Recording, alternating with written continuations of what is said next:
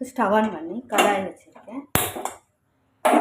இப்போ கடாய் சூடானது எண்ணெய் சேர்த்துக்கோங்க 2 ஸ்பூன் அளவுக்கு. எண்ணெய் காஞ்சதும் கடுகு ஜீரகம் ஒரு டீஸ்பூன் வச்சுட்டு சேர்த்துக்கோங்க. சேர்த்துக்கணும் கடுகு ஜீரகம் பொரிஞ்சதும் கட் பண்ண வெங்காயத்தையும் சேர்த்துக்கோங்க. காரத்துக்கு ஒரு மிளகாய், கொஞ்சம் கருவேப்பிலை,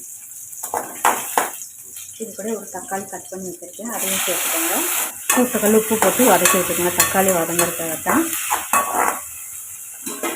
ஒரு 2 நிமிஷம் சிம்மில் போட்டு வதக்கிக்கலாம்.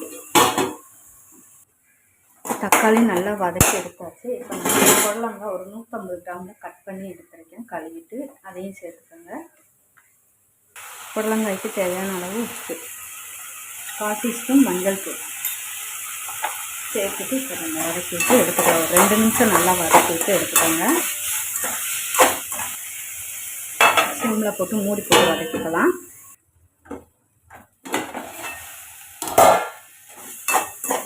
ஓரளவுக்கு நமக்கு காய் வெந்துருச்சு. நல்லா காய் வந்துருச்சு. ஒரு கைப்பிடி அளவுக்கு நான் பாசிப்பருப்பு எடுத்து வேக வச்சு எடுத்துருக்கேன், அதையும் சேர்த்துக்கோங்க. அருமையான பாசிப்பருப்பும்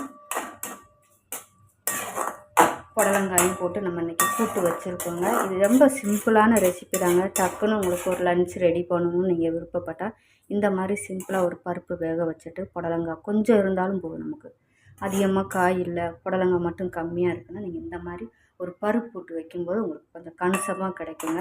இது ஒரு கூட்டு வச்சுட்டு நீங்கள் இது கூட ஒரு அப்பளம் இல்லைன்னா ஒரு முட்டை சேர்த்துக்கலாங்க சைடிஷாக விருப்பப்படுறவங்க. அருமையான ரெசிபி நம்ம இன்றைக்கி பார்த்துருக்கோம். சிம்பிளான ரெசிபி தான், ஆனால் டேஸ்ட்டு அருமையாக இருக்குங்க. ட்ரை பண்ணி பாருங்கள்.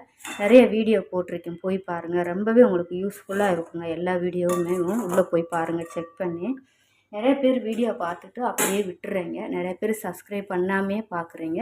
சப்ஸ்கிரைப் பண்ணாமல் பார்த்துட்டு அப்படியே விட்டுறீங்க. வீடியோலாம் போய் பாருங்கள். யூஸ்ஃபுல்லாக இருந்தால் சேனலை சப்ஸ்கிரைப் பண்ணுங்கள், சப்போர்ட்டு பண்ணுங்கள்.